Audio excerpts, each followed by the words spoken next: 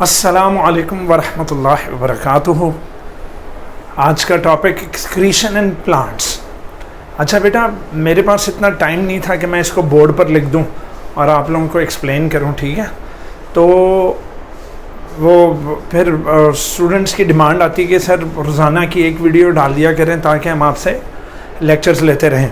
तो ठीक है, तो मेरा ज़रा बोर्ड वर्क कम होगा, लेकिन आप अपनी किताब को सामने रखें और टॉपिक की फर्स्ट लाइन से आप लोगों ने मेरे साथ नीचे उतरना है, जैसा कि मेरे चैनल का दावा है कि मैं आपको लाइन टू लाइन जो है वो चीज़ें एक्सप्लेन करूँगा, ठीक है। तो एक्सक्रीशन इन प्लांट्स हमारा टॉपिक है। एक्सक्रीशन इन प्लांट्स के सबसे पहले जो लाइंस हैं, जो फर्स्ट लाइंस हैं, उन लाइंस के ऊपर आप हेडिंग दे दो कि which excretory products are found in plants. Plants के अंदर वो कौन से प्रोडक्ट्स हैं जिनको प्लांट्स अपनी बॉडी से बाहर निकालना चाहते हैं, ठीक है। तो पॉइंट नंबर 1 बनाएं कि oxygen is the waste product of photosynthesis.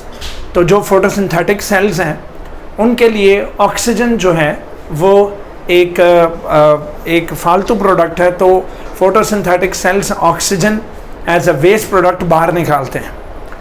जो नॉन फोटोसिंथेटिक जो प्लांट सेल्स हैं, उन सेल्स के लिए कार्बन डाइऑक्साइड एक वेस्ट प्रोडक्ट है।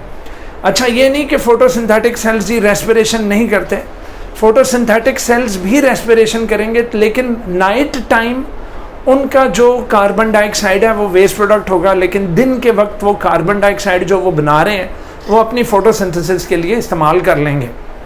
बल्कि वो वाले सेल्स ना सिर्फ दूसरे सेल्स की भी कार्बन डाइऑक्साइड इस्तेमाल कर लेते हैं, बल्कि बाहर से भी कार्बन डाइऑक्साइड का अरेंज किया जाता है और प्लांट बाहर की दुनिया से भी कार्बन डाइऑक्साइड एब्जॉर्ब करता है। खैर, in short, oxygen is the waste product of photosynthesis, जबकि carbon dioxide is the waste product of respiration. Water photosynthesis और रेस्पिरेशन दोनों का वेस्ट प्रोडक्ट है। वाटर, फोटोसिंथेसिस और रेस्पिरेशन दोनों का वेस्ट प्रोडक्ट है। तो ये पॉइंट 1 हो गया। पॉइंट 1 में मेरे बच्चों ने 3 अदद वेस्ट प्रोडक्ट्स का जिक्र किया। Number 1, oxygen is the waste product in photosynthesis. Number 2, carbon dioxide is the waste product during respiration and water is the waste product during both photosynthesis and respiration.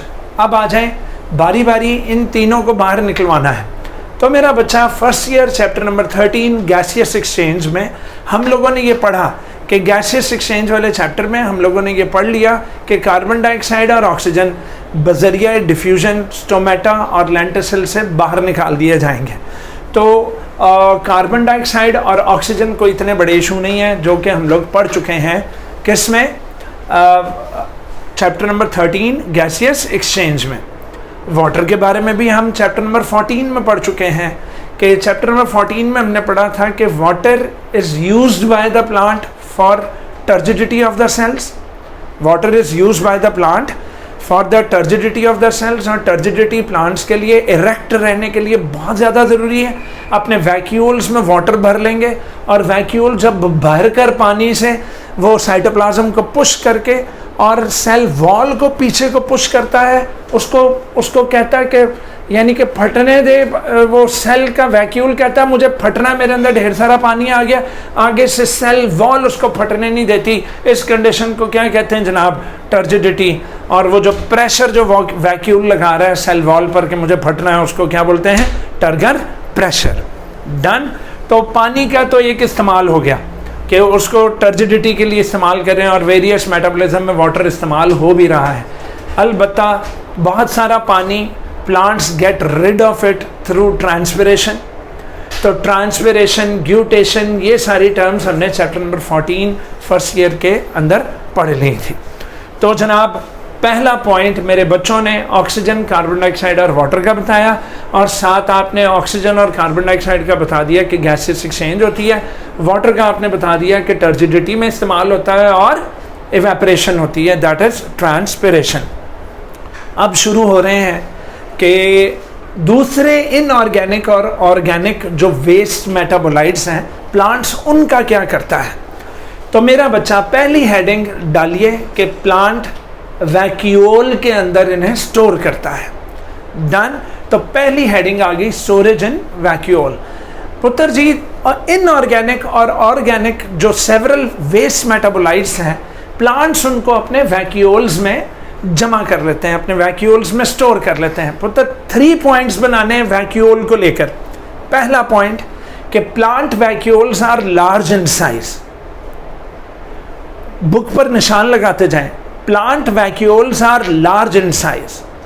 दूसरा point, vacuole not only store useful products, vacuoles also store waste products. Done. पहला point, vacuole large in size. दूसरा point, vacuole not only stores useful products, vacuoles also store waste products. Vacuoles also store what? Waste products. और हाँ, तीसरा point जो कि सबसे अहम है कि if the waste product is high in concentration, if the waste product is high in concentration, तो वैक्यूल में उसमें से वाटर खींच लिया जाएगा and that waste product will be stored in the form of crystals. That waste product will be stored in the form of crystals. Done. तो पता ये लगा 3 पॉइंट्स हमने वैक्यूल के डिस्कस किए। नंबर 1, वैक्यूल लार्ज होता है।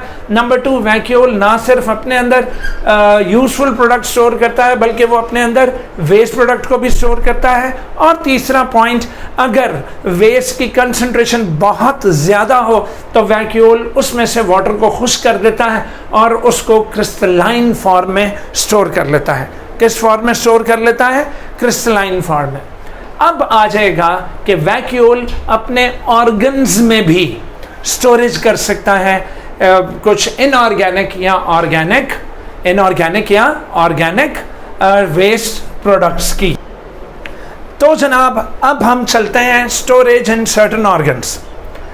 बच्चों, वो ऑर्गन जो प्लांट का फेवरेट है, किन्ने को ऑर्गन है कहने प्लांट को तीन बेचारे प्रोमिनेंट ऑर्गन है, रूट, स्टेम्स और लीव्स। हमने लीव्स, स्टेम और रूट्स के हवाले से अब हम पढ़ने लगे हैं कि ये एक्सक्रीशन में लीव्स, स्टेम और रूट्स का क्या किरदार है। तो मेरा बच्चा अब आप हेडिंग लगा दो बुक में, storage in leaves, storage in leaves. मैंने एक प्लांट को मैं पूछा, मैं क्या यार प्लांट तू अपने जेड़े इनऑर्गेनिक तो ऑर्गेनिक जेड़े तू वेस्ट प्रोडक्ट्स बनाना है, तू उन्होंने कितने कितने स्टोर करना है? कहता भाईजान सबसे पहले तो मैं अपने सेल्स के अंदर वैक्यूल्स स्टोर करना, और नंबर 2 मैं अपने वेस्ट प्रोडक्ट्स लीव्स के अंदर स्टोर करता हूँ। मैं क्या क्यों यार लीव्स के अंदर क्यों स्टोर करते हो? तो कहने लगा कि अफजल भाई लीव्स की किस्मत में गिरना लिखा है, लीव्स की किस्मत में गिरना लिखा है। तो पहला point, leaves are the prominent organs which stores waste. दूसरा पॉइंट, लीव्स की किस्मत में गिरना लिखा है, that is the leaves are destined to be fallen off. गिरना लीव्स की किस्मत में है, तो भाई अगर गिरना ही है तो गिरने से पहले क्या लेते जाओ? वेस्ट प्रोडक्ट लेते जाओ। डन हो गया। Like autumn leaves, autumn season के आने से पहले पहले प्लांट्स अपने सारे वेस्ट लीव्स के अंदर स्टोर कर देते हैं, और वो लीव्स अपने वेस्ट प्रोडक्ट्स को स्टोर करता करता वो लीव्स हो जाते हैं ब्राउन इन कलर या येलो। तो जब जब कोई पत्ता येलो हो रहा हो, ब्राउन हो रहा हो, तो समझ लेना उसकी क्लोरोफिल खत्म नहीं हो रही, उसकी क्लोरोफिल खत्म नहीं हो रही। असल में उसके अंदर वेस्ट प्रोडक्ट्स भरते जा रहे हैं। उसके अंदर क्या भरते जा रहे हैं पुत्र? वेस्ट प्रोडक्ट्स भरते जा रहे हैं। तो मेरा बच्चा, leaves are destined to be fallen off like autumn leaves in plants, the leaf will die off, और फिर क्या होगा कि वो लीव्स उस प्लांट से नीचे उतर जाएंगे। अच्छा अब सुनो, मैं ये एक्सक्रीशन प्लांट्स 2 पार्ट्स में मैं भेजूंगा क्योंकि टॉपिक थोड़ा सा लंबा है, और मैं ना कोशिश कर रहा हूँ कि अपना 11 या 12 मिनट से ऊपर मैं कोई वीडियो ना बनाऊँ, तो इसका पार्ट 2 मैं इसके फ़ौरन बाद अपलोड कर दूंगा। डन पुत्र?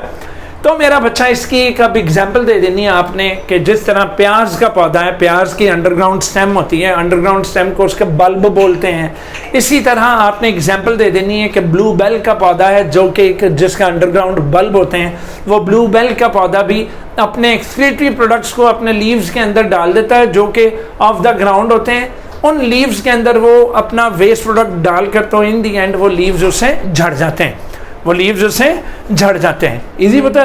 इसी तरह मैंने एक गार्डनर से पूछा, मैं कहा यार माली, और तो मेरी गाल सुन, जितने पत्ते नीचे गिरते हैं तुम उन पत्तों का चूरा बनाकर तो उन पत्तों को तू दोबारा सॉइल में डाल देता है। उन्होंने वेस्ट प्रोडक्ट नीचे गिराए हुए तो उसको पकड़ के दोबारा सॉइल में डाल रहा है। आगे से माली ने कहा भाई साहब जब मैं सॉइल के अंदर डालता हूं तो इन कंपाउंड्स को बैक्टीरिया और फंगाई डीकम्पोज करके दोबारा एलिमेंटल फॉर्म में ले आएंगे, और वो एलिमेंट्स जब वो न्यूट्रिएंट्स वो किस में होंगे, सॉइल के अंदर, तो जनाब ये जो लीव्स जो फेल ऑफ हो जाते हैं प्लांट से, ये बेहतरीन ह्यूज किस्म के क्या है, मिनरल सोर्सेज हैं।